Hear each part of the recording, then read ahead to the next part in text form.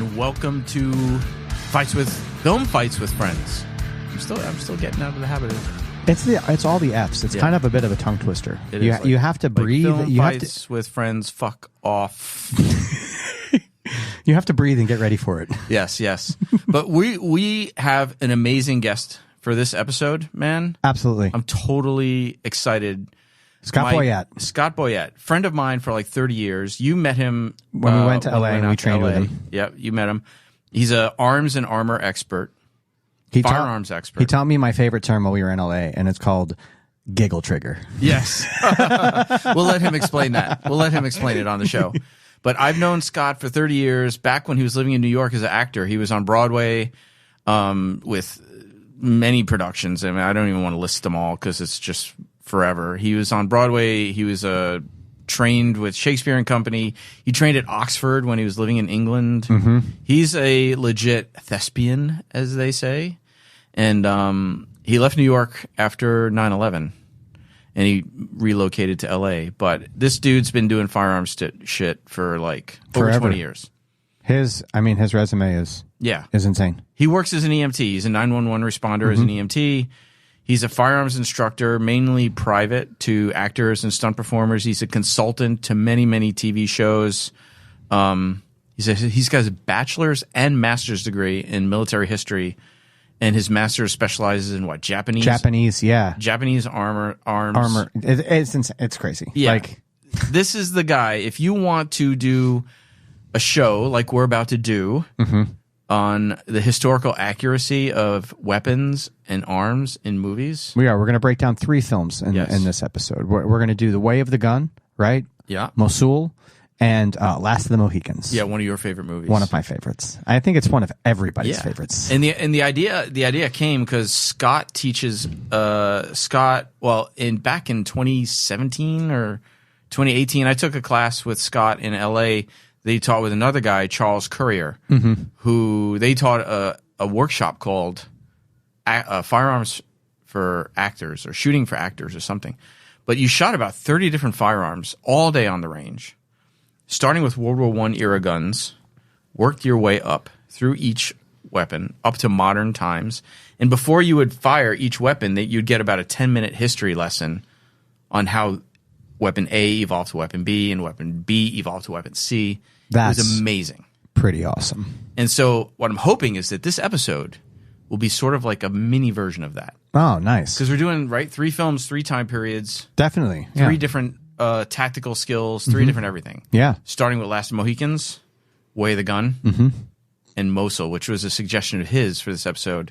First time I saw it is amazing. Amazing. Me too. Yeah. What a movie. Holy moly. So I think everybody's going to dig this episode. It's our first sort of tactical firearm episode. And we're going to dig in, man. We are. So we're making this intro quick so we can save most of the time for Scott.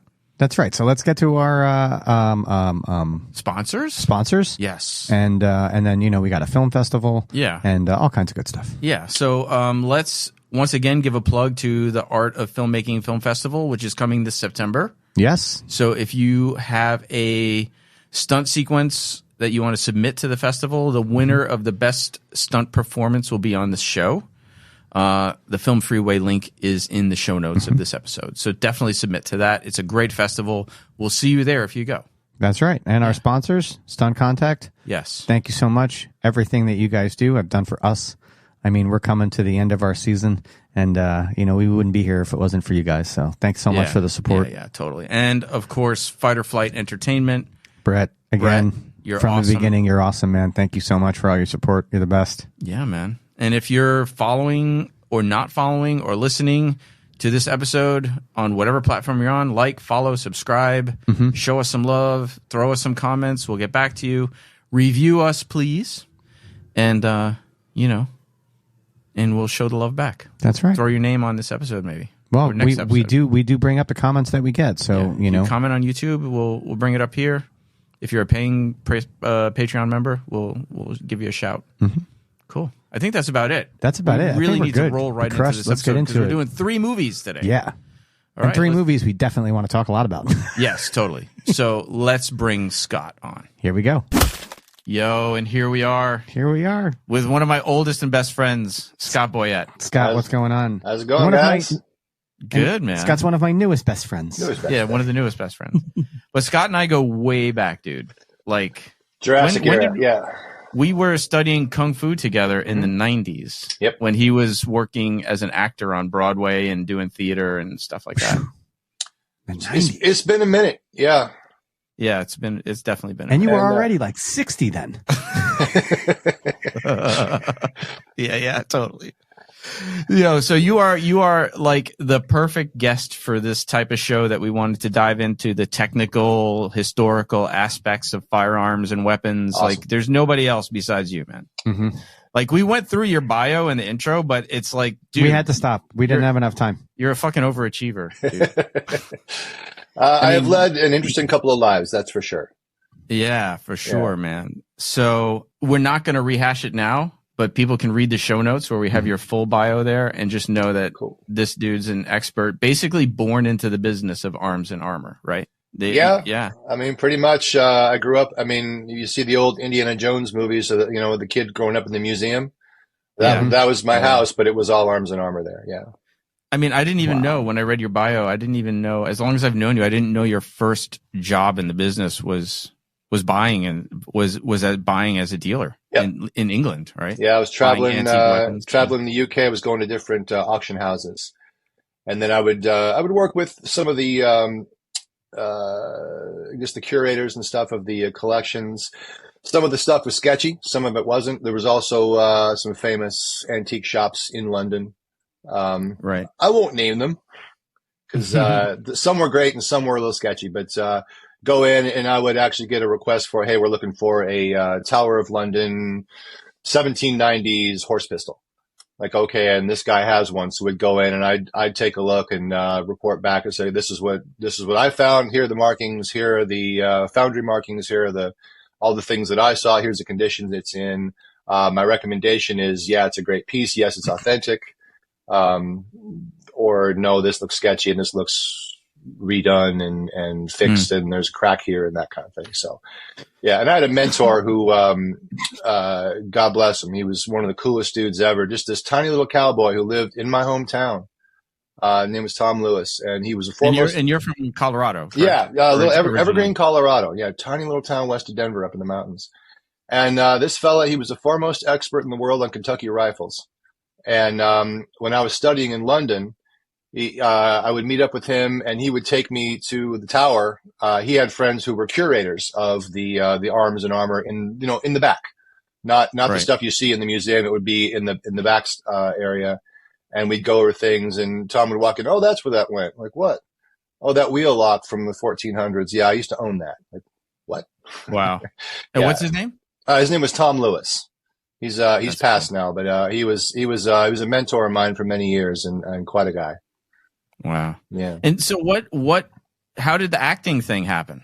What bug, how'd you get that bug? I kind of got the bug in college and then applied for sort of audition and went out to New York City, started working there. I got, when I was working, I got my degree in history. And I worked with a pretty high level, pretty well known military historian, Dennis Showalter. He was my mentor in college. So that's when I went. When I was in London during college, I would go over there. Kind of got the bug, went over there, learned some Shakespeare, and was kind of doing the classical theater thing, Mm-hmm. But at the same time, I because I knew a bunch of people through Tom, I was working as well. Right. So I'd travel around on breaks and stuff. And what kind of work? Just going around to the auction houses, that kind of thing. Mm-hmm. Okay. Right. Yeah, that kind of work. Yeah. Got to make money somehow when you're in school. You got to make money somehow when you're not in school. That's true. Yeah, for sure. So I remember the first time I saw any kind of theatrical combat, anything, you and I went to, there was some, it was like, we went to a show we went to a theater show where it was just scenes, like combat scenes. I remember that. Yeah. That was a bunch of guys that I work with. We did I think it was the New York Renaissance Fair. There was a bunch of my friends from that. Yeah. And we all fought together and that was a fun one. It's cool, man. Some stuff worked, some stuff didn't, live theater. So the 3 movies we're doing today. Yeah. I know Last of the Mohicans, one of his favorites. When he heard that you suggested it, he got all excited. I was like, I love this movie. It's one of my favorite movies. Yeah, totally. And then Wave the Gun, which we've been wanting to do an episode on for a long time. Mm-hmm. A movie way ahead of its time. Oh, heck yeah. Way also ahead of directorial. Its time. Also Macquarie's directorial debut, which is 2 directorial debuts we're talking about. Mm-hmm. That guy. And what's he gone on to do? I can't remember. I don't know. Basically, Mission Impossible and Reacher and all the coolest stuff ever. Yeah. Yeah, totally. Didn't he write The Usual Suspects? He wrote The Usual Suspects. Yeah, Suspects. Pretty crazy. Yeah, dude's awesome. And then the 3rd movie was a recommendation by you, which neither of us had seen, that totally blew us away, which was amazing MOSUL. movie. Good. Also a directorial debut. Yeah. But we'll get to that. But let's start with Last of the Mohicans. Totally. I mean, just off the bat, right? What are your initial impressions as an expert in this field with that movie and the scenes and the real first battle we see is the ambush, right? Mm-hmm. When they're walking through the woods. Yeah, legendary scene. I mean, number one, so Michael Mann, legendary director, big fan of his ever since Miami Vice, really. Mm-hmm. That whole Phil Collins thing with the drums and Miami Vice. Are you talking? We're talking Miami Vice, the movie or the series? Because Michael Mann was involved with both. Yeah, the series. I'm talking the series. I'm talking the original. If you go back on YouTube and see them, they hold up. For those youngsters out there, I just wanted to make sure that they knew that they were the series. That's why I did that. Yes.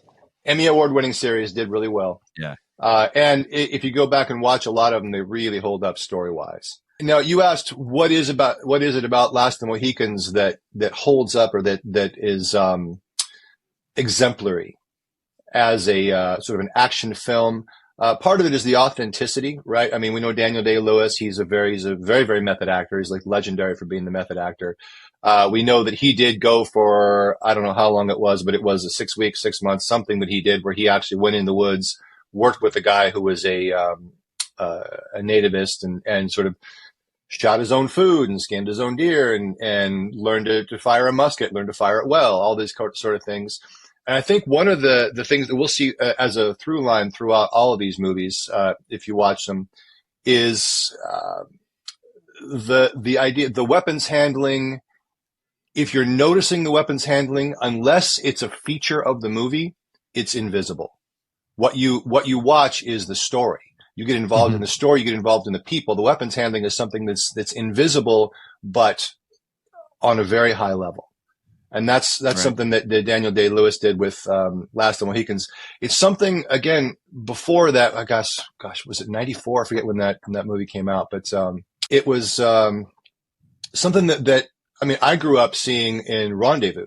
There's a thing called the Mountain Man Rendezvous we had every year where you'd have a bunch of people, it's sort of reenactors, kind of cosplaying a little bit, and they'd come to a place and people would set up tents and sell stuff, and everyone was dressed sort of as a mountain man or was that something from that era. And everything was black powder. We had axe throwing competitions and knife throwing competitions, and we'd shoot black powder. And it was kind of a fun it was like the mountain version of a carnival. And other than that, I don't think people at large had really seen the authenticity of that culture from that period before. And that's a big part of it. Again, Daniel Day-Lewis did an incredible job not only of learning to shoot a flintlock or Kentucky rifle. Remember, these things are super long. They're they're rifled. They're not smoothbore. I mean, and we can get into that, but.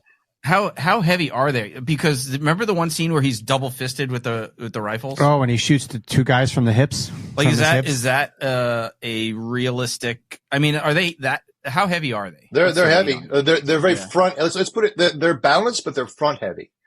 Right. So especially, I mean, they're a good 5 feet long. I mean, some of them. You got some later on. You got like the Hawken rifles that were a lot shorter and a lot bigger caliber.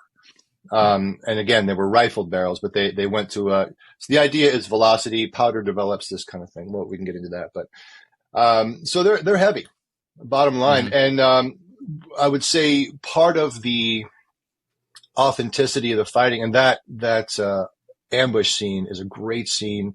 I mean, you can feel the absolute just terror of that whole column as they're walking, they're starting to hear things. Right. And then the one guy comes out and, Well, it's like the guerrilla warfare versus the Brits who just go line up in formation like they're trained to do, and they just get slaughtered. So I actually have a question for you about that scene. It was one of the first things, like rewatching it now, knowing that I am going to speak with an expert. When they're lined up on both sides and, you know, the soldiers are going up down the middle and then they're shooting, how are they not shooting each other? They are. I mean, it's bad tactics. Okay. Yeah, you don't in an enfilade you want to go in an L shape, right? You want it so you're not shooting each other, Right. crossing like that. You're absolutely it's. I mean, but they are flanked on both sides. Yeah. So I guess the idea is we're just going to, and remember, Get a lot down of low and shoot high. well, no. If you look in if you watch, a lot of them are sitting in the trees still, and they're kind of sniping at them. It's not a full on European style bayonet charge. Right. And you know, the one thing about that scene that I wish was a little more, and I get this is, you know, it's just cinematic. And so it, you know, you need to show that the Native Americans are kind of an overwhelming force and they're taking these guys out. The British were the best fighting force in the world at that time. They're kind of like the Americans are now. I mean, nobody did war better than the British back then. They knew how to fight. They were very good at fighting. They were very good at, they trained in hand to hand. They knew how to use their bayonets. They were very well disciplined. And so they didn't show that as much. I mean, they didn't do the call. I mean, you saw that there was one quick scene where the commander calls out a course of fire, you know, aim, fire, and they do. And you notice that nobody goes down. Well, at that range, and there was a misnomer that the Brown Bess, which was the rifle at the time, the 68 caliber rifle, big old bullet, big old round bullet, wasn't that accurate. We've tested them out to 200 yards. It's surprising actually what you can hit. It's a lot more accurate, especially inside 100 yards. That rifle's a lot more accurate than you think it is. And just to pause, like for the listeners and the viewers, we do have these fights linked in the show notes. So if you want to see the fight we're talking about, excellent, just hit pause. Yeah. Hit pause. Go watch the fight. They're listed in order of what we're going to discuss. So, yeah. I also have another question, and I'm going to bring up another movie, which is The Patriot with Mel Gibson. Yep. And I feel like that in the hand-to-hand combat fighting in that movie, there was something that I felt they didn't do a lot in Last of the Mohicans, and they just. And that was flipping the pistol upside down and using it as a weapon. As a club? As a club. I felt like I didn't see a lot of that in Last of the Mohicans. Is there a time when that started happening, or did they just kind of not do it? No, I mean, that was very common. It's well documented. I mean, you see that in a lot of your cinematically, you see a lot in your pirate movies from the 1920s, 1930s. You know, the Warhawk, or not Warhawk, was Warhawk? Errol Flynn. So there's a bunch of movies where they show that. No, it was I mean, look, you have one round and then you have a big club. Right. Those things are not small. I don't think I have one with me here. I love how you just look behind you. I'm in the cave. I'm in the man cave. I've got a lot of stuff at my disposal here. I've been in the cave. It's pretty impressive. Yeah. But they're a large size and they're weighted. So yes, that's I think that was more a choice of the you know, the fight director. Right. Sure. And you know, how they wanted to choreograph things. Let's look at, it's a silly word that they use sometimes called verisimilitude. It just means more real. Yeah. Right. And I feel like Michael Mann, he really focuses on the reality of things. Cora, if you watch that ambush scene, Cora shoots one of the native guys in the forehead. I mean, she could turn that thing around, but really, I mean, is she strong enough to really use that and wield that against someone? I think that was the second ambush scene when Cora shoots them. The first ambush scene was the small one in the woods, and then there's the you're talking big about that one. Then there's the big second one. That's the one I thought you were talking about. When the general goes down. Well, the second one is when they're retreating, when they've surrendered, when they've surrendered to the French, and now Magwa's going to break the treaty and go kill them and try and get the daughters. But then there's the small one in the opening scene when they're going to Fort Henry. When they're going to Fort William Henry, yeah. And they get hit by the small. And when you first realize Magwa's like a traitor, right? That first battle, yeah. I mean, it's no. I think that was just more of a cinematic choice. It's common. I mean, you see that. I mean, you see that on YouTube, people grabbing a stick or something and just wielding. I mean, it's something, and that's what it was. You had one round and then you turn it around, you got to be able to use it, especially close in, right? They had a reenactor. They had I got his name here, Dale Fetzer. He was the reenactment coordinator for the film. Mm-hmm. I mean, it was so funny. I was going through the credits, and the list of historical and technical advisors, and it was so long, right? It was just like this, the Native American advisor, this advisor. I mean, you've got the armorers, the historical liaison, Eric Chung, Vern Crowfoot, master armorer, the technical military advisor, Captain Dale Dyer. Captain Dye, yeah. Captain Dye. Do you know who he is? Oh, I've worked with him. Oh, you do it. Oh, tell us about him a little bit. Great dude. He's a former Marine. I mean, that's all you need to know. Great dude. I've shot with him. I've taught with him a few times. Yeah, he's I've been his RSO. Cool. He's a great dude. A lot of fun. A little crusty, a little salty. Well, I mean, in a fun way. The movie was 1992, and I'm assuming he was already retired and moved on, right? Was he active? Retired from the military? Yeah. No, he was. He was in. If I recall correctly, he had something to do with Platoon. I don't think he wrote it, but or maybe he did. He's been in Hollywood forever. He's a legend. Yeah. He was the military advisor on Saving Private Ryan, on the Pacific. I have a bunch of friends who work with him on that. Well, actually, Charles worked on the Pacific. Charles, right? Exactly. Yeah, Charles Courier, who taught that class with you. That's right. Yeah. You know what? One thing that stood out to me in between the two ambushes, when they're having the siege of the fort, and how you were saying like the technical aspects when they send the runner out. Yeah, but I'm talking about when the scene that really stuck out to me for some reason is when Daniel Day-Lewis, when Hawkeye's up there firing, and he's got the guys reloading and handing them new muskets each time. Like he fires, the next one's loaded. The fires, the next one's loaded. I'm like, so a speed loader at this time is 5 of your friends. Yeah. Yeah. Just having the rifles ready. I mean, they talked about the Minutemen, the American Minutemen during the American, Revolution, and the Minutemen supposedly, I don't know how, you had to be pretty good, but they were able to load and fire 5 times in a minute. That's insane. 3's pretty good. Yeah. But that's insane. That is insane. Especially since, the way black powder works, you have to tamp it down. It has to be compressed in order to explode, right? Because otherwise black powder just burns. So, yeah. Very interesting. And so but just to dial it back a little bit for the people who didn't read the bio, which is very long, you have your bachelor's and your master's degree in military history. That's right. And then your master's is specializing in Japanese weapons and... Yeah, my master's thesis I did on the invention of the samurai, the creation of the samurai. So it was Japanese medieval history. Right. That's awesome. Yeah. And then you're also a shodan in taijutsu, and you studied a bunch of different martial arts because that's how we met. That's right. So yeah, man. So the second ambush. That was that was the retreat from the fort after they. Yeah, that was after they surrendered, and then he had when Magua was the French commander, he's like, yeah, if something happens, it's like, and we don't do it, he's like, okay. I love the scene though where they surrender.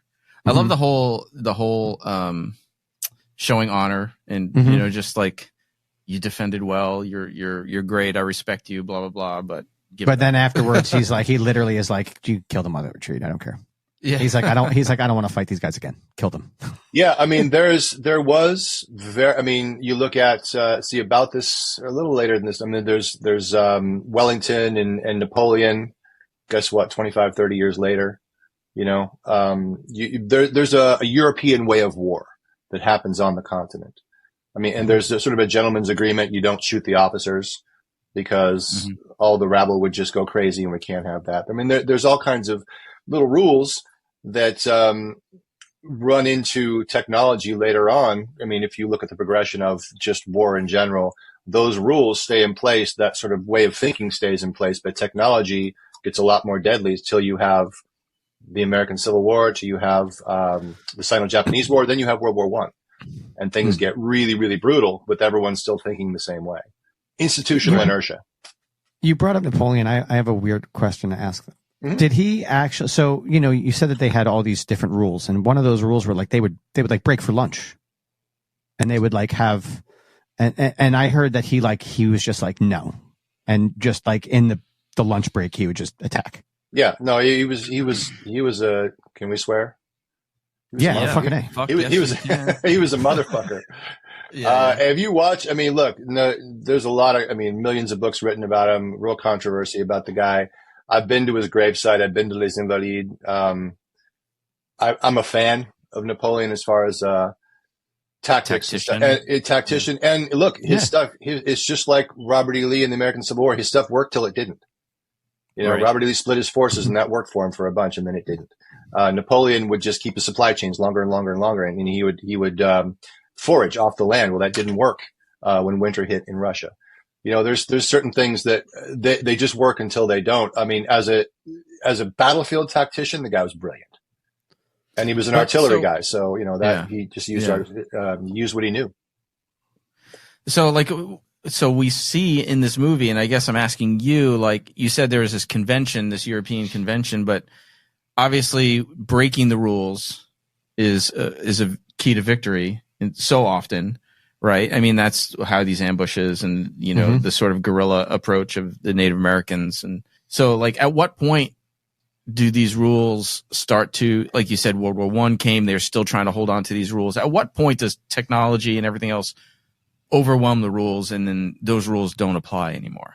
I would say after World War I. I mean, they called World War I the war to end all wars. I mean, the amount of artillery, the amount of brutality, the idea of, setting up trench lines and we're just going to shoot at each other. Right. That was an offshoot of just standing in front of each other, walking onto a battlefield and standing in front of each other. And a lot of that was due to technology. Let's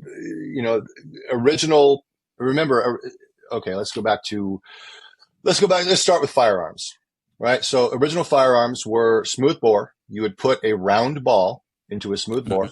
And then you would touch it off with a match, with a wheel lock, with flintlock, whatever. You'd have an explosion go off in your face, which was hard enough to. If you ever shot one of those things, you're literally having an explosion next to your face, and there's powder and there's sparks and but you remember there's a thing called a hang fire, right?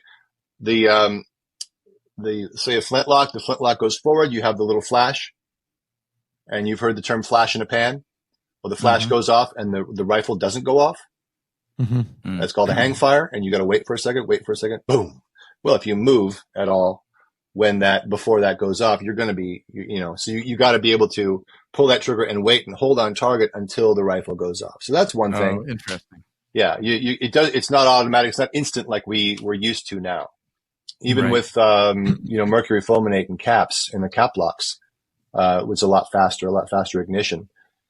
But so think about that. Think about a wheel lock or a match lock where you have a little match that would touch the powder off and it would explode or it wouldn't. Maybe it's wet. Maybe it's humid out, that kind of thing. So because the rifles worked the way they did, we would all stand in front of each other, get as close as we could. And there's a thing called counter march where the guys in front would fire and they would file off and the guys in front behind would go forward. And the British had the fighting square. They had ranks. You would, kneel down, prone, whatever. I don't think they ever did prone. They would kneel, then you would have some to the side, then up and up.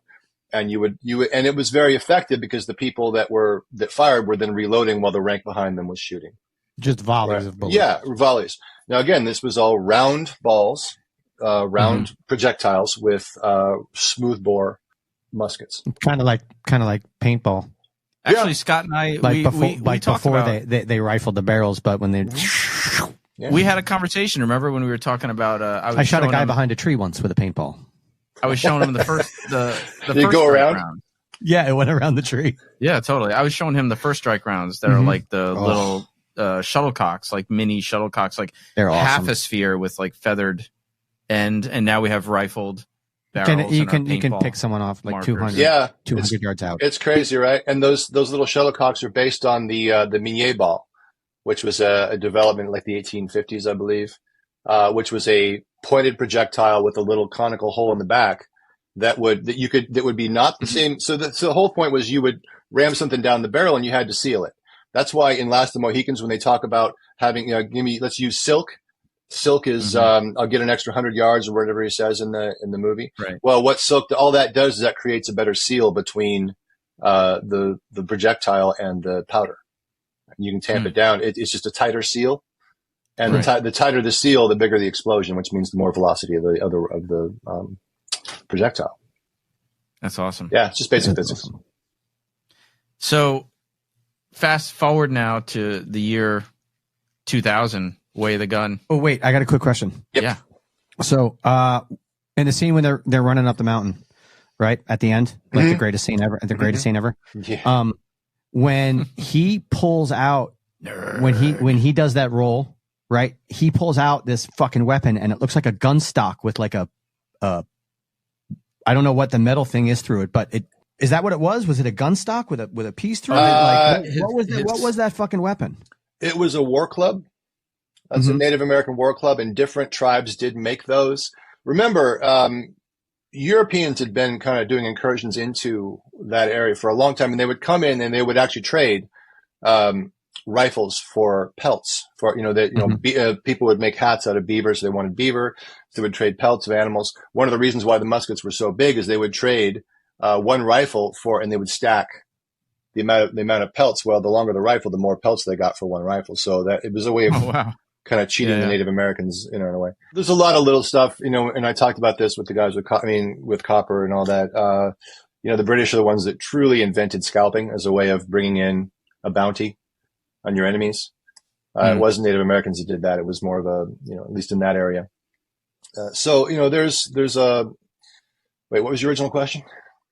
I go down tangents my own man. Was that oh, weapon the war that club, he the war used, club, right? Did they like, cause it was like a club, but it looked like it had like a spear through the end of it.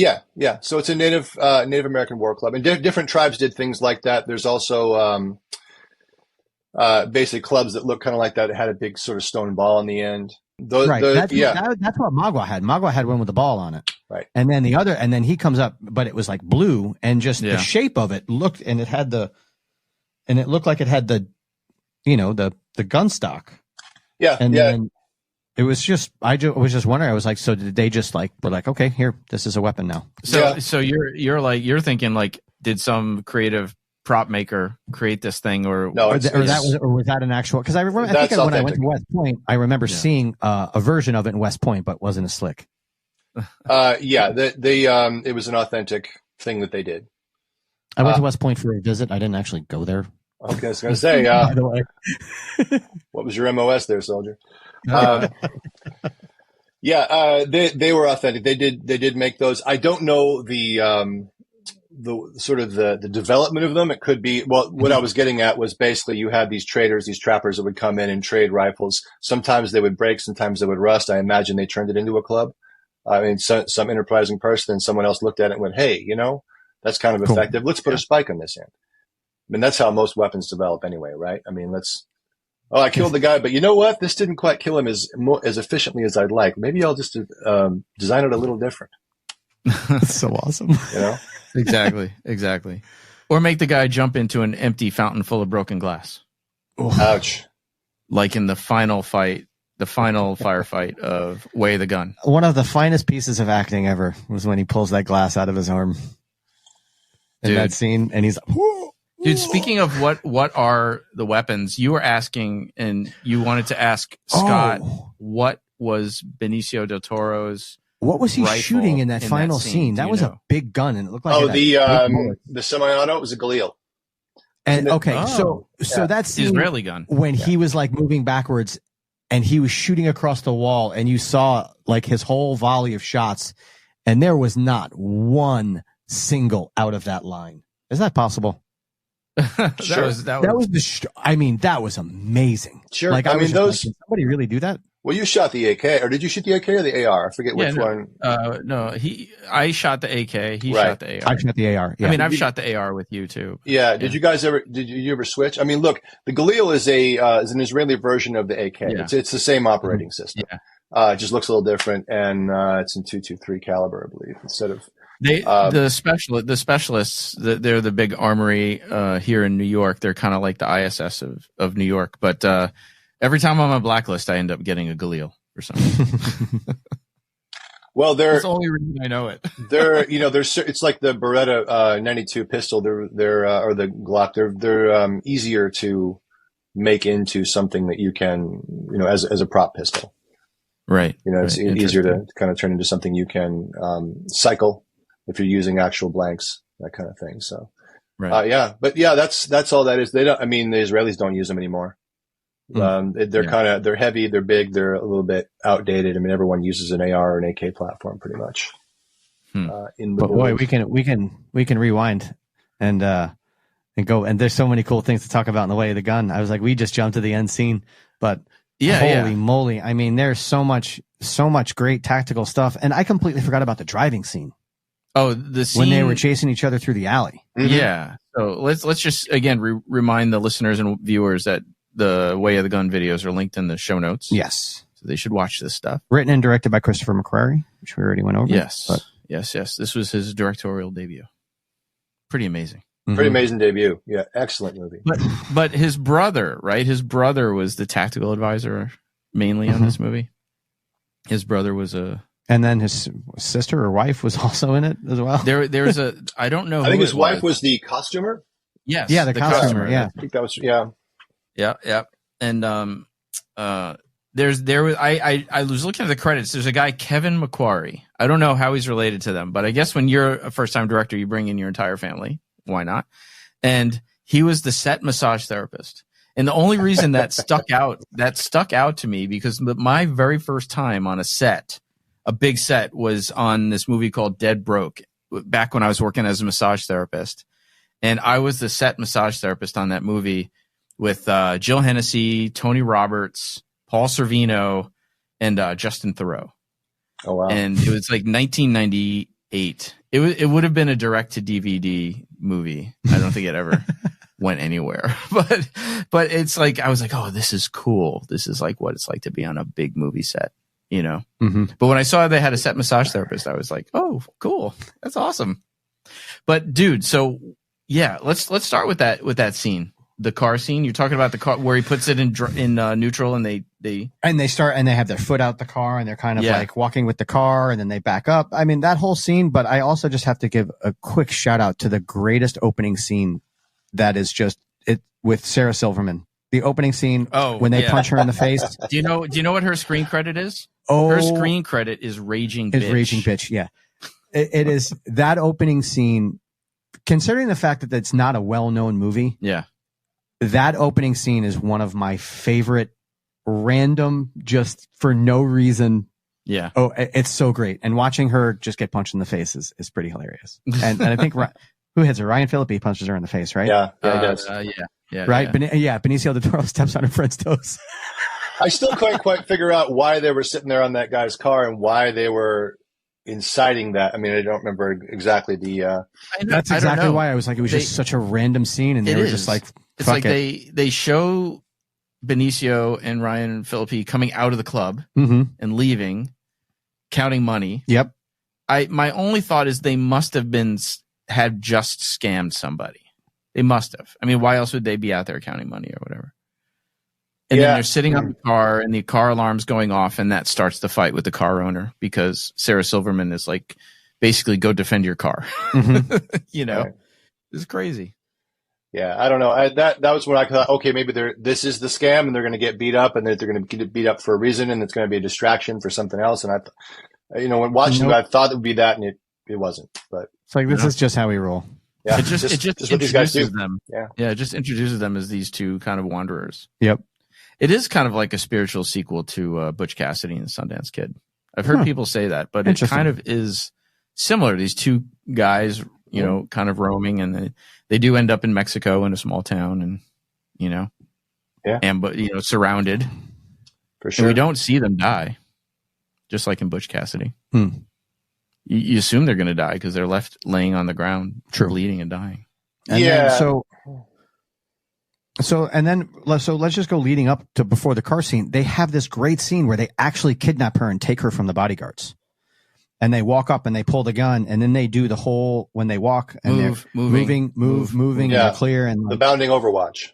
Yeah, that was, at least I thought that was done really well, and that was the first time I had ever seen two people work like that in a situation of that, like that in a movie. Well, what's great about that is that okay, so who, especially in 2000, remember this is before the global war on terror, right? And you got to figure they shot this in like 99, 98. Yeah, if it came out. So who knew how to do bounding overwatch? Only the military. The law enforcement doesn't do that. They do it now.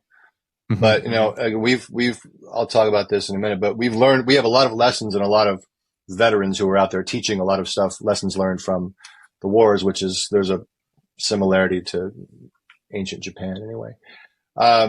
Who knew how to do that? Well, it was just military guys. So you don't know what these guys' backgrounds are, but one of the brilliant things about the movie and the brilliant things about the writing is there's this backstory that you see based on behavior. You don't know who they are, but only military guys do that. So obviously did they meet in the Marines? Did they meet in Special Forces? Did they meet in the Army? Did they just watch videos and see guys do this? You don't know, but their gun handling is good enough that they have a background somewhere. And that's one of the brilliant things about the writing, I feel, in this film. I think it's and credit to Doug McQuarrie, I guess, who was the advisor on all that. It's also, what you're saying kind of fits the constant run-ins they had with the other bodyguards and why they were always losing. They were always one step tactically ahead of the other bodyguards. And even in their conversations with James Caan was like, "You're not fucking military. Like you don't know what I'm saying. You don't get it." You mean the two bodyguards? The two bodyguards. Yeah. Then that was kind of like Jeffers and Obex. That was like a little bit of the back and forth when he would use his military jargon, and they're like, "What are you talking about?" And so they were in the dialogue. They were letting you know that these two bodyguards were not trained military. They were not. They were just two fucking bodyguards. Right. They were tough guys, and apparently, guys, and good at what they do. But and similarly though, right in the scene with James Caan and Benicio del Toro in the cantina, you get the feeling that Benicio del Toro was the way they talked. You get the feeling that Benicio del Toro was. They speak the same language in that world. They were speaking the same language. Yeah, and I've heard this before from a superior officer type of thing. Yeah.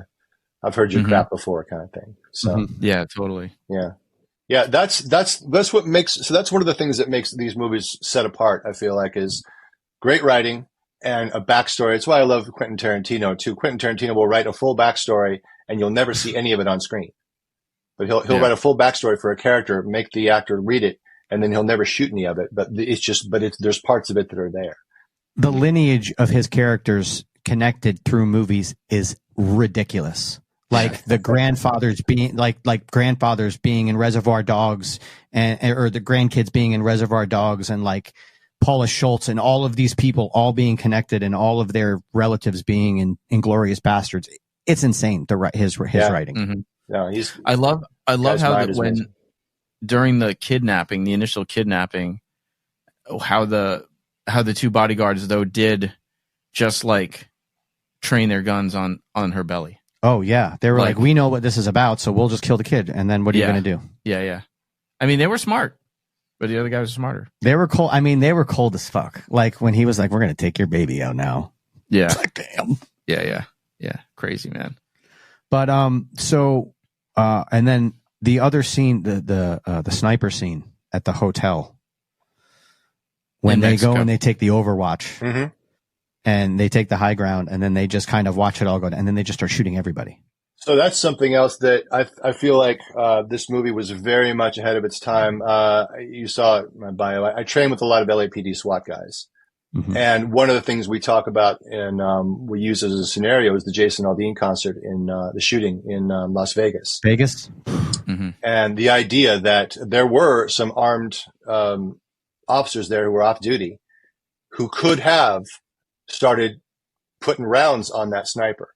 Well, in this movie, it's the only time I've ever seen, could be somewhere else, but that scenario where the bodyguard starts putting rounds on the sniper with his pistol. And people think, oh, it's a pistol, I can't hit it. Well, we train regularly to shoot at 300 yards with a pistol. Just for that reason, specifically for that, because people don't think they can do it. And once you realize how to man-sized target at 300 yards with a 9mm, you go, oh, okay, I guess. So it's just opening up possibilities. So in this film, you see the bodyguard, the African-American one, start opening up on the sniper with his pistol, and his rounds are, I mean, look, they may not be accurate, but they're keeping their head down.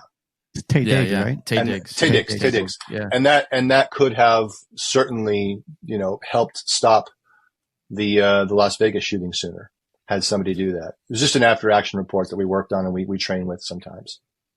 Yeah, that scene was great. I mean, so for the listeners, right? So they leave their what do you call it? The person who was kidnapped? I don't know if there's a term for that. They leave the girl in the hotel, and they make it look like they're just going to leave her, and then they go take the sniper position.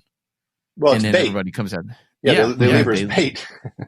But again, you can see how accurate Benicio del Toro's character is, because he's shooting to either side of her to stop her from running. Mm-hmm. He's trying to kind of hurt her. He's he's corralling her with keeping her out of that the cop vehicle. Yeah, the black and white. And it was kind of, they just did a good job of also showing him how he would lead his target. Yeah, and also how he was adjusting while he was shooting. I mean, it was just the whole scene. I was just like, God, nobody. Yeah. It's not like a guy just going, okay, I got to move up. It just, the whole thing just seemed, and even when he was shooting the pistol, he kind of just put it on the back of the car and just kind of was like, okay. Yeah. He was using the car. He was using the car. It's not like he was taking aim and it was just kind of like he found the angle. He's like, okay, this is where it's at. Boom. Yeah. And that's what you do. It becomes an artillery piece. Your weapon becomes, it's not line of sight anymore. There was just something about the comfortability of the way they all had use the weapons in that made every scene so emotionally charged, because you almost, again, like you were saying in Last of the Mohicans, you weren't worried about the weapons because it was just there. It was so natural. It was so natural. They were so natural with it. Yeah. Yeah. I mean, the weapons handling was part of the storytelling. Mm-hmm. And it was not something that, now look, well, you have something like John Wick where the weapons handling is the point in some ways. And I love John Wick. I think it's amazing, but it's a ballet. It's a beautiful, it's like weapons porn. Yeah. Yeah. Gun fu. It's yeah. And so, but the weapons handling is the point in Wick, whereas something like Last of the Mohicans or Way of the Gun, it's done on a very high level, which informs the character, informs the story. Well, right? considering that it's called the Way of the Gun, it is. It shows that it's a way of life for them. It's not an extra. It's not something. It's just part of them. It's how they are. It's their being is using these weapons, and that's just how life is then. Yeah. And so, I mean, even though like in the final fight with the single-handed mag changes and all that stuff, it's pretty amazing. And you don't see that. Oh, wait, go ahead. Oh no, go ahead. Well, you just don't. So you have Way of the Gun, and you see these, single, like you said, single-handed mag. But basically, you have a downed arm, so you're not using two hands to, whether it's in between the knees or something that they teach in police academies, or they teach that stuff. But you don't see that a lot after that movie in movies. Or I can't think of another movie where they show those kind of reloads. But also, that's a function of consequences. Of real life consequences. And you'll see a lot of these action films where people get shot in the shoulder and like, oh yeah, I'm up and moving around, and like, that arm is out. You're done. Yeah. And if you hit your brachial artery, you got about 30 seconds. Yeah. I mean, there's consequences that these movies that we're talking about show that a lot of movies don't. Well, and just you are a working EMT. You do 911 calls in where you live in Los Angeles, and you've seen. I imagine you must have seen stuff like this. I mean, I've had gunshot wounds. I've run on gunshot wounds, and what's fascinating to me, I had my very first gunshot wound was a guy got hit mid-axial on his right side between his fifth and sixth intercostal. and one round. And he was the target of a drive-by that it was a mass shooting. So there's 5 guys and we showed up and he was the worst and we showed up first. So we're the one that got him on the gurney. We got him going. And, it was bad and we couldn't stop the bleeding on this. I mean, it nicked his aorta. So it was, that was a rough one, but I've had other gunshot victims, that are sitting there. I had one guy that got hit 7 times by a 9mm. And he was talking to me, telling me to, tell his mom he's sorry. Wasn't bleeding. Was fine. He got hit in places that weren't vital, though. That's the thing. We're talking about, I mean, like on the wrist, on the side of his thigh, and in his lower abdomen, which didn't hit any vital arteries. So he wasn't leaking. I mean, it's all about your plumbing system, right? It's all about the pressure in your plumbing system and keeping the pressure and your perfusion so your brain and your organs are getting oxygen. So if you get hit in the meat somewhere where your perfusion is not going out and your plumbing is okay, then you're going to make it. Well, I mean, kind of, isn't your body kind of like a soda can when you puncture it? You're like, so if it gets in the right spot, it can just. Yeah. That's the first guy I told you about. Yeah, that's what happened. I mean, he had pneumothorax, his lung collapsed and nicked his aorta. So a lot of blood. We just weren't able to keep the blood in his body. So, yeah, wild stuff.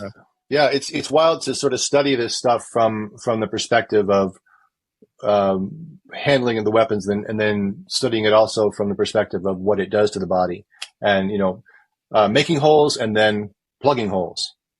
Right. So studying it from both sides is really interesting. And that's what's so great about that final scene is that it is showing the damage. For sure. And how these guys are trying to adapt to it. Speaking of the damage, what about the 20, 30, 5-yard shot with the snub nose to the legs? That's pretty tough. Three. It was 3 rounds. He gets him like in each leg and then in the hip. Now a shot in the pelvic girdle, sort of that's a modern common thing because there's a lot of body armor out there. So that's being taught now as a pelvic girdle shot to just take someone down. So that, again, way ahead of its time. The whole idea of just, you don't want to kill someone, but you want to take them out, pelvic girdle shot. Yeah. And that's what did. But your femoral arteries. I mean, look, the femoral arteries through there. So, yikes. I just love James Caan in that scene, though, how calm he was the whole time. The way he would...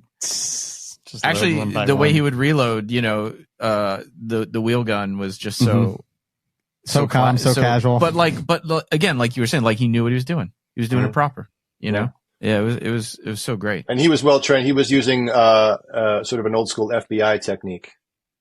There's FBI, and then there's you guys ever come out again? I'd say come out and do Uncle Scotty's revolver class. He teaches you the old 1970s LAPD way, which is a whole different thing. Very cool. Well, I was going to say, in that scene, it looked like that the 2 guys were using newer techniques. They were slicing the pie. They were doing certain things, and they were, as opposed to the other guys, were just kind of like popping out and running.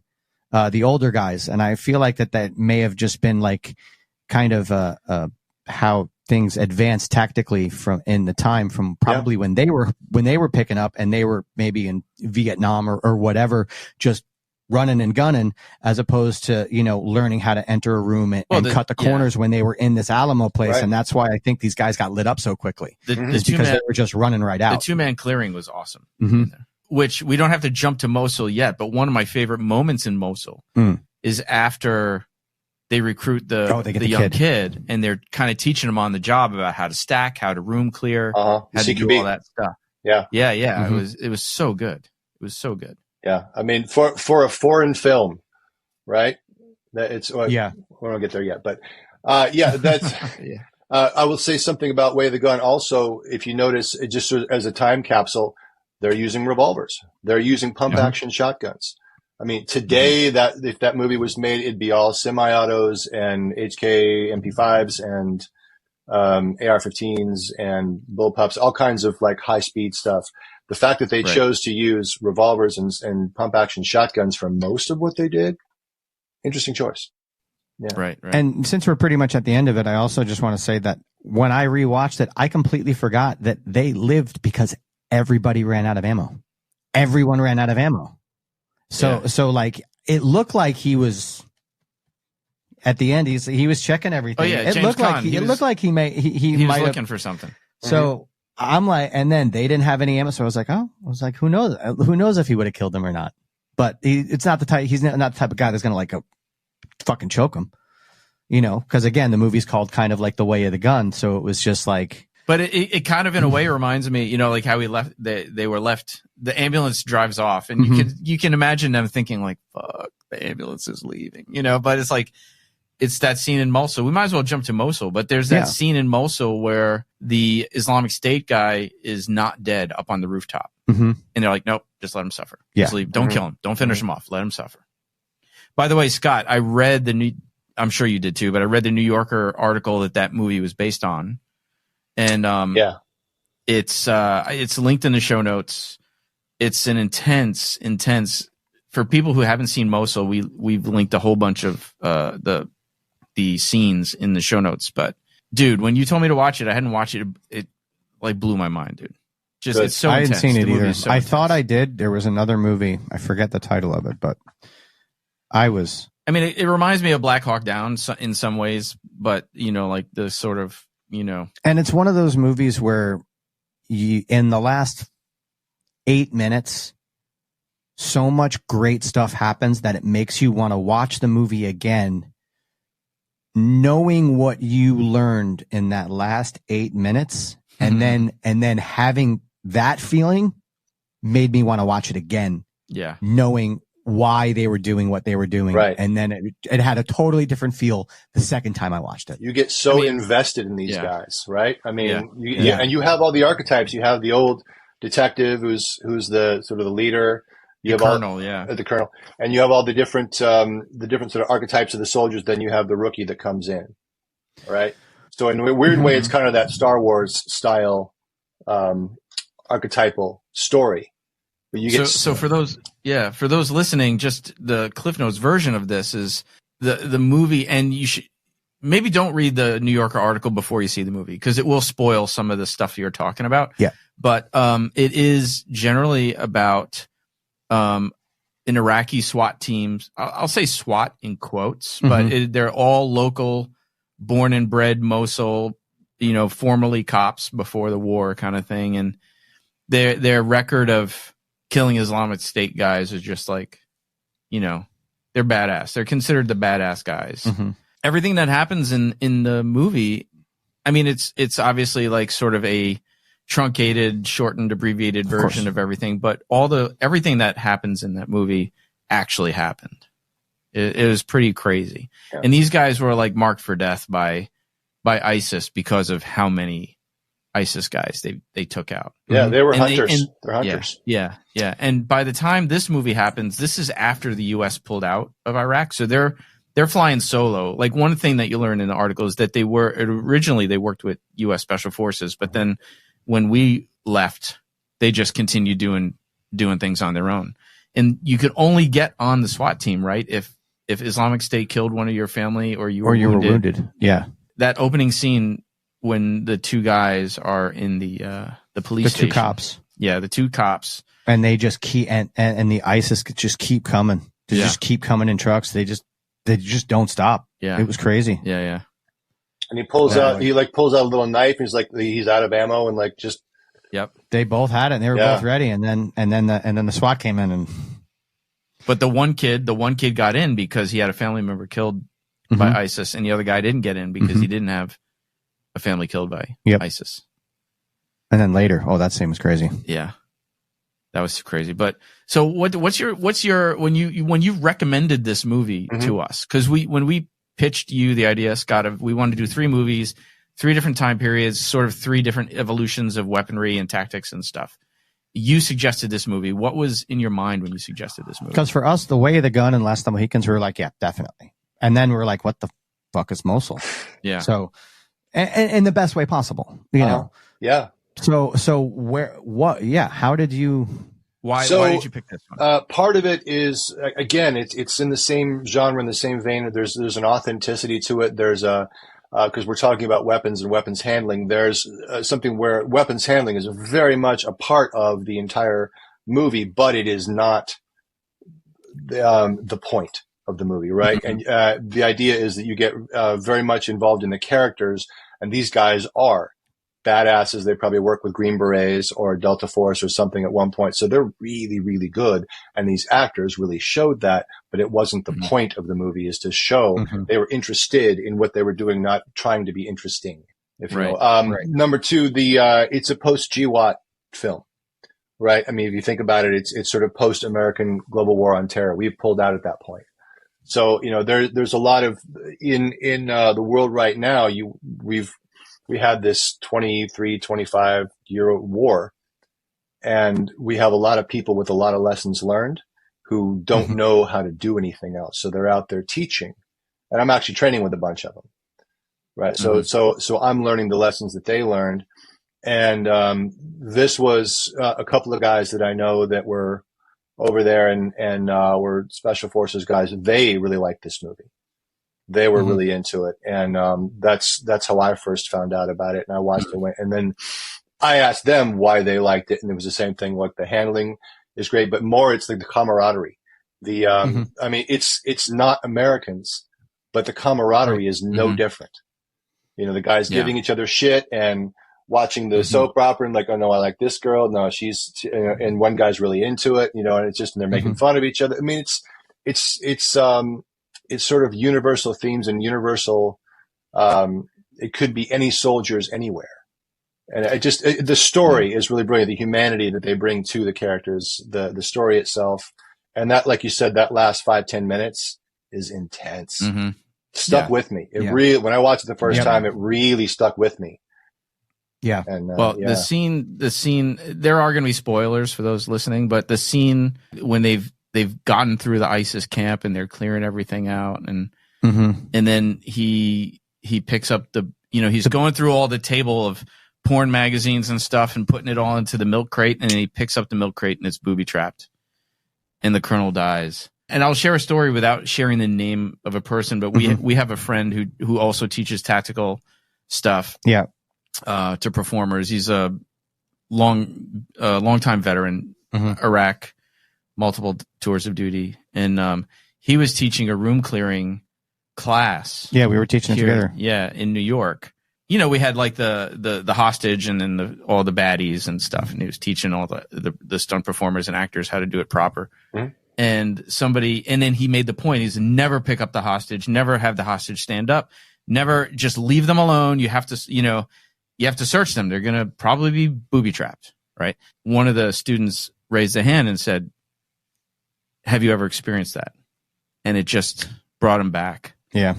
Yeah, it brought him back. He broke down, had to take a few minutes. It was like such a trigger. But that's the first thing I thought of when I saw that scene. I was like, that's exactly what so-and-so was talking about in his class. Just don't touch anything. Don't move anything. Yeah. Yep. Yeah. At the same time, that colonel, like throughout the movie, he's cleaning up. He cleans things up. I love. He's throwing things like that little that it makes it so human, like that he's trying to create order out of his chaos, right? my wife said he's probably a Virgo like you, because I can't go through a room without picking up garbage and putting it in a garbage pail. So I'm going to go back to the beginning of when you first came on, and we brought up the kingdom, and we talked about how the characters in the kingdom, and they were so powerful about caring about them, and that it was the same writer of the kingdom that wrote and directed MOSUL. And it's also something that I brought up that Peter Berg does very well, is there's just these extra scenes. Matthew Carnahan is his name. Of these extra characters waking up in the morning, having breakfast with their family, doing these small little things that are innocuous scenes. They serve no purpose until you get to the end of this movie and you realize that you know all these people now, and that you are attached to them. And that wasn't able to be done in MOSUL visually because of the way the movie was, because they were all in the present time, and that waking up in the morning with their family was not part of this. Right. But he did such a great job of fucking writing that made you feel the exact, all of that at the end of the movie. And you're just like, wow. It's truly, truly amazing to make you care about so many things that aren't there. Mm-hmm. I would say like that stuff you're talking about kind of happens at the end of the movie with the wife, where all of a sudden you see a little glimpse of that domesticity, it's like the thing that they're fighting for. Yeah, like that's the thing that they're fighting for, is that those benign little throwaway moments in life that they want to get back to. After all that, for the view, he gets to the wife. There's the reuniting, the kid, the wife, the blah blah blah. Yeah. And then he's like, "Okay, I gotta go." Yeah. He's like, I have to do this for the rest of them. Yeah. Just like they did it for me, I have to keep doing it for them. No, so like, again, spoiler if you're listening and you hadn't seen the movie, but the Islamic State had captured these guys' families and had hostages, and they were holding the families hostage. So their mission became to get their families. It was just. But that's the mystery of the movie, right? Again, spoiler alert. Yeah. But we don't know why we're doing this, and the rookie keeps asking why. Mm-hmm. Yeah. And then at the end he finds out. And he's the first one who's like, "Get the fuck up, let's go." Yeah. Let's go. Yeah. Yeah, because it all made sense at that point. And because he wasn't, remember, what's interesting is because he wasn't from there. I mean, in the reality, right, you couldn't be on the SWAT team if you weren't from Mosul, like born and bred. Because remember when he gets in, they said, "Oh, we're taking Kurds now." But then he was like, "Oh, his uncle got shot." But his uncle was killed by Islamic State, so they take him. He's an ethnic Kurd. Yeah, I mean, those guys too. Kurds are some bad boys. Oh yeah. I mean, now that we're throwing the spoilers out there, when he fucking shot his uncle, when he went back and shot the cop that he got almost killed with in the beginning, when the other guys were tortured and he just like couldn't deal with it, and he's like, "They're gonna kill him." He's like, and he just fucking killed him. I was like, "Oh." And that was his character turned at that point. Yeah, there was or when he kills the guy with the tomahawk. Yeah, I mean.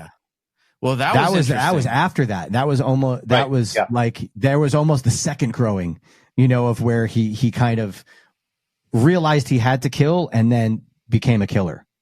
But that scene was so interesting because that's when they came across the other band of soldiers that was under the direction of the Iranians. And they didn't fucking like each other. And they were trying to barter like cigarettes for ammunition and all this kind of stuff. And then it became you're not even from here. What the fuck are you doing here? This whole thing. And they were arguing over who was going to get this prisoner. And the prisoner was like the other uncle cop. Guy, the other cop from the beginning. Right. And the kid, Kawa, is that his name? Yeah. Kawa. Mm-hmm. He stops the arguing by just running up and tomahawking this guy to death in front of everybody. He just shuts them down, and they're like, "Okay, one case of bullets for one case of cigarettes." Oh, that's right. He didn't shoot him. He hit him with a tomahawk. That's right. Yeah, that's what it was. Yeah. And that's, I mean, what's funny. I mean, I have one of those same tomahawks right here. So that's the RMJ tomahawk. I mean, they're made in Tennessee. Again, like that movie. There's this backstory. Is that like mini metal one? It's it's kind of small here. Yeah, for those listening, you should go onto the YouTube and you can check. I have it in my garage. Yeah. There you go. This is an RMJ. This is a Featherlight Kestrel. These are amazing, but they're made in Tennessee. So how did it end up in Iraq? Well, obviously, it was left behind by an American soldier, right? I mean, that's what I'm talking about as far as backstory that doesn't get mentioned, doesn't get addressed. But I mean, everyone there they're using AKs, but they're in American fatigues. They're in American vehicles. They're using American pistols. Even the beginning when they take Kawa in as a new recruit, how do they get all the shit? They take it off all the dead guys, all the dead Islamic State guys that they just killed, and they just take off all that stuff and give it to him and say, "Here, you wear this." But they gave him the hat, though. Right, they gave him the hat, and the AK that the colonel picks up when he says, "I hate guns," has an EOTech on it. That's an American red dot. Yeah. I mean, so we have that. I have one. I'm a nerd. I have one on my paintball marker. Me too.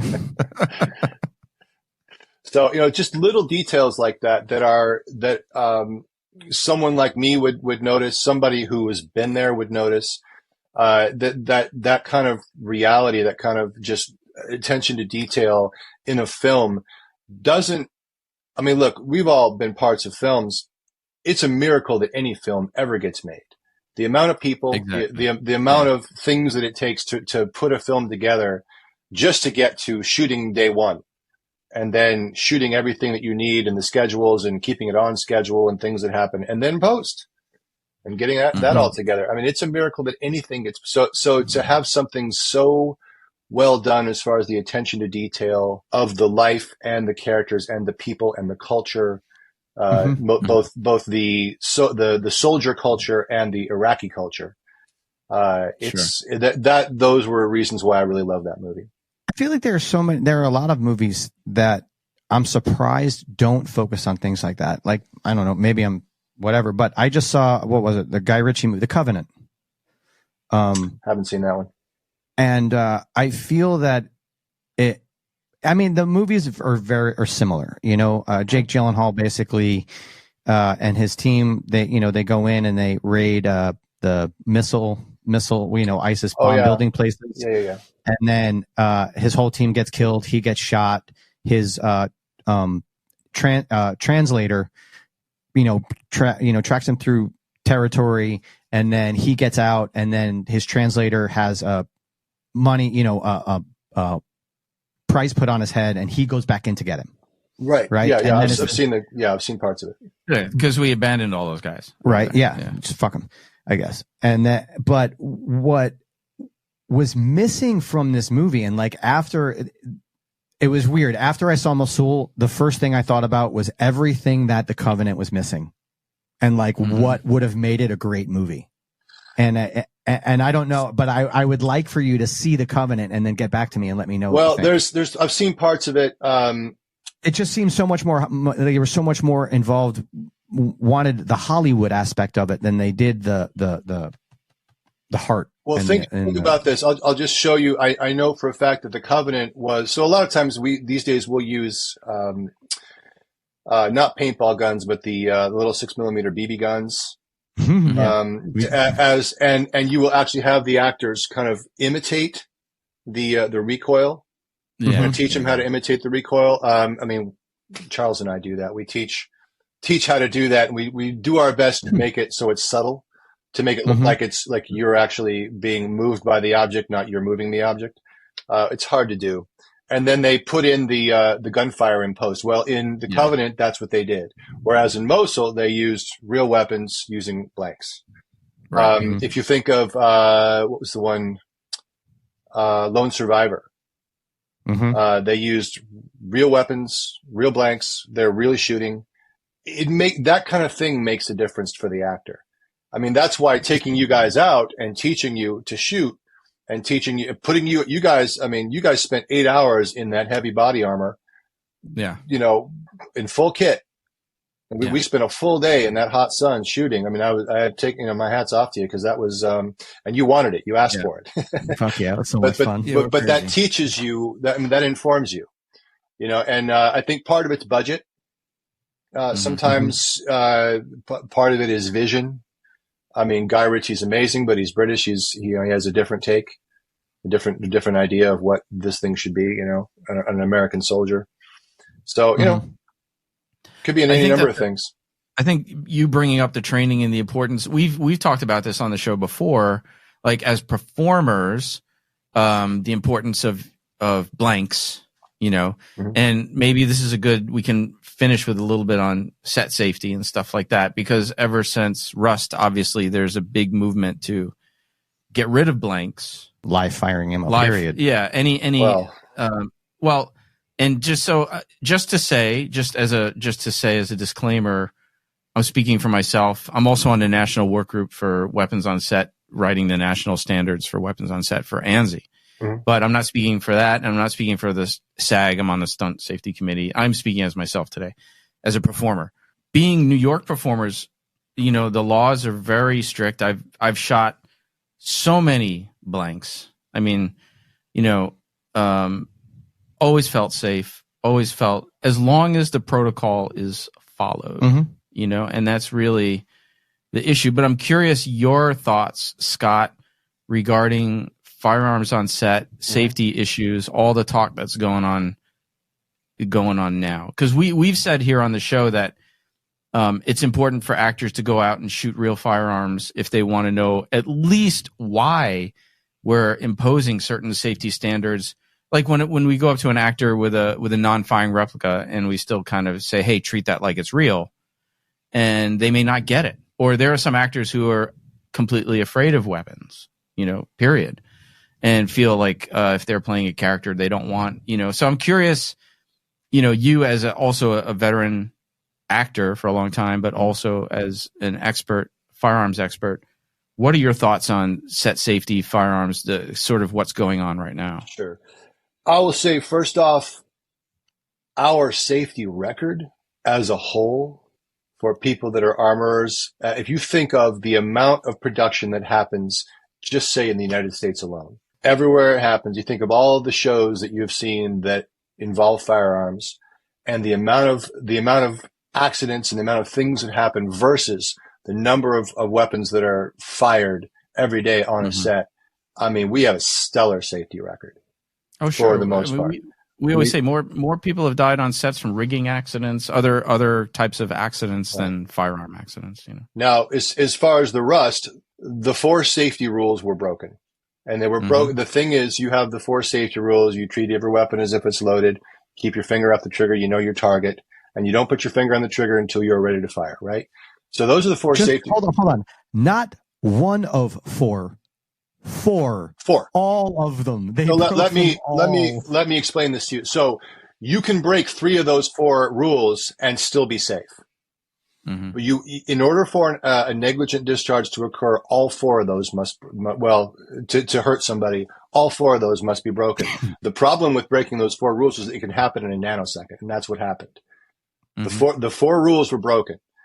The pistol was pointed at something it wasn't willing to destroy, right? The finger, he claims he didn't put the finger on the trigger. I mean, you can put a 1873 Colt Peacemaker fully loaded with a round in the chamber, which you're not supposed to do, on a table and leave it there for 1,000 years. It will not go off. It just won't go off. Yeah. It's an inanimate object. It's a rock, my opinion. But he broke all 4 of the rules, and he broke them like that, and someone died. So, yep. I mean, that's the thing. So we have those 4 safety rules, plus we have protocols. Plus all the protocols that were broken leading up to that point where he could. So the fact that the round was even able to be put in the weapon. Oh my God. I don't care if Jesus himself comes down and says, I want live ammunition on the set. I will tell him no. Absolutely not. Yeah. No, under no circumstances. Now we do have dummy rounds that do not have dimpled primers. Those do happen. And I have a couple of them over here. But those are kept in a very separate place, well marked, locked up, and very specifically, again, and we have eyes on, and you never do that. The protocol is, here's this. We're going to concur that these are these. We have a count right here. We're counting, especially since Brandon Lee and everything that happened there. But, there's protocols that happen with those that it happened, the same way we do things with blanks and that kind of thing. So, we're very, very, very careful. And, I guess rather than diving into rust though, I'm curious, like if you had your druthers and they said to you, how should we change, or should we even change safety protocols? So the problem with like OSHA and ANSI and all this stuff, the protocol is great, or even the industry-wide safety bulletin for firearms, which we'll link to the show notes. That stuff often doesn't even come into play till after the accident happens, right? Then somebody goes back, oh, you violated this, you violated that, you violated this. So how, in your estimation, can we make sets safer, even if we didn't change the protocol, right? What can we do to just enforce the protocol? Enforcing the protocol is hard because you have big stars, you have big actors, you have actors who, me coming to Keanu Reeves after a take and saying, can I have your weapon now? I will take your weapon. Thank you. I have your weapon. Because we're in between takes, and I will hold on to that and I will check it and make sure that it is set to go exactly in the same sequence, knowing that if he was at slide lock in the last shot, based on the script supervisor, that he needs to be slide locked for this shot. Or if he's not at slide lock and he's slide locked now, then we need to fix that. There's little things But enforcing the protocols is one thing, and it's hard because you have egos, you have big stars that claim they have weapons training and don't talk to me, and you have to be an asshole and be willing to get fired. And people have been I've not been fired, but other people I know have been fired because they have insisted on protocols, and the star goes, "Get this mother effer out of my face. I know what I'm doing." And then, I've watched TV shows where the editor didn't have anything but a guy clearing rooms at slide lock, because that's all he had. And there wasn't anybody on set that could tell them, look, you can't do this. And ultimately, if you're able to tell the director, what's that? For the listeners, no, just so people listening that may not know what slide lock is, that visually the gun is empty. That's the slide is locked back, and it's empty and not able to fire. It's out. It's very obviously out of ammunition. Yeah. So, but it's hard, but being able to, having an environment where you can enforce the protocols is a good step. Yeah. Yeah. I mean, I think, like you said, a big part of it is a cultural thing, and film, I think even more than theater is still, not that I have a lot of experience in theater, but talking to people in theater is more cowboy Wild West still. And one of my earliest jobs, the co-star was horseplaying with his gun, and I was rookie, and I walked over to him and very politely, and I was like, "Hey man, do you mind holstering that?" I just gave him a little 411 on don't point at anybody, treat it like it's loaded, blah, blah, blah, blah, blah. And he was actually very thankful. He's like, "I've never held a gun in my life before this day." But then when I got back to hang in with the senior stunt guys and other people, they're like, "Yo, don't go talk to the actors like that." Right. And I'm like, that's not your place. And I'm like, listen, this dude's swinging a gun around. Right. I'm going to go stop it. I don't care if it's above my pay grade or whatever. Yeah. So changing that culture would be a really big step, because there is a pecking order, and you're not supposed to talk to the actors. But as an armorer, if you come up and you tell them that, hey, stop screwing around and stop pointing that at the first AC, your eye line is here, and your line, don't point that directly at the camera. And the actor goes, who is this guy telling me what to do? Well, that's a cultural thing that now we have a safety violation, right? Yeah, we say all the time. A lot of times, just like you said, you got to not give a fuck about getting fired, but sometimes it's good to have, like, I know when I work with Steve, and when we're on set and he's the coordinator and I'm helping him out, there's sometimes where I'm just kind of overwatching and just kind of overlooking everything because he's so focused on certain things, and then I'll just been like, that happened on the student film. And then it's like, oh yeah. And I feel like an armor kind of needs that guy all the time. They should just have that guy that's like, yeah.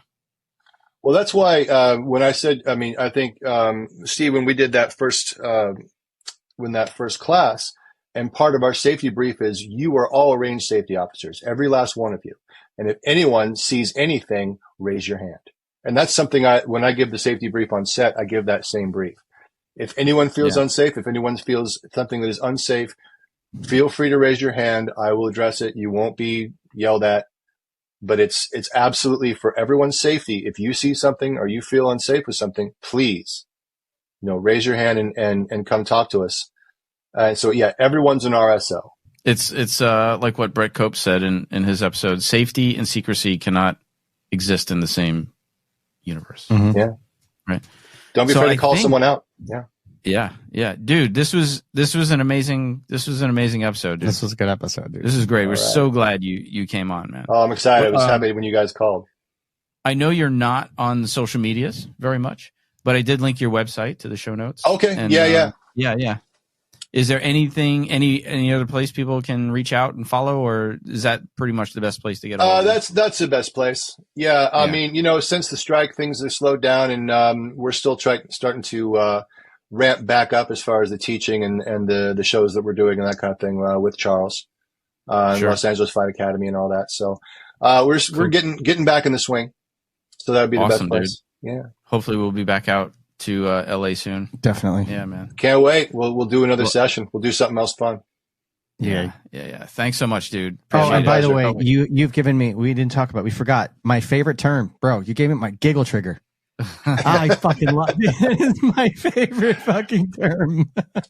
Yep. And then before we close out, you gotta explain to people what the giggle trigger is. Well, you tell me your interpretation of it. Basically, so when we were shooting, you were like, okay, shoot at these 3 targets, and I was like, okay. But it was like a semi-automatic, but the trigger pull is so light that you could just kind of, and it's like, you think you're pulling 3, you pull like 6, and you kind of laugh with it. Yeah. He. Yeah. That's a giggle trigger. Yeah. Cool. I mean, it's a lot of, look, doing that kind of stuff is a lot of fun, right? We do it safe. For sure. And it's a lot of fun. Mm-hmm. We'll put some clips up in the show so people can Excellent. see. Yeah, you guys did a great job. We had a lot of fun. Yeah. Thanks, man. It was great. Thanks so much, dude. Hey, my pleasure. You guys, great watching. I've watched a couple episodes. I really enjoy it. Look forward to seeing this thanks, one. man. Yeah. Nice. Talk to you soon, brother. All right. See you guys. Film Fights with Friends is brought to you by Breakfall Studios. Executive producers Stephen Kepfer, Paul Veracci, Tiago Benedetti. Produced by Press Record Studios with Matthew Kaplowitz and Richard Butler. Associate producers Becca G.T. and Jared DeCroce. Edited by Matthew Kaplowitz. Associate producers Becca G.T. and Jared DeCroce. Edited by Matthew Kaplowitz. Original music by Aru Luster.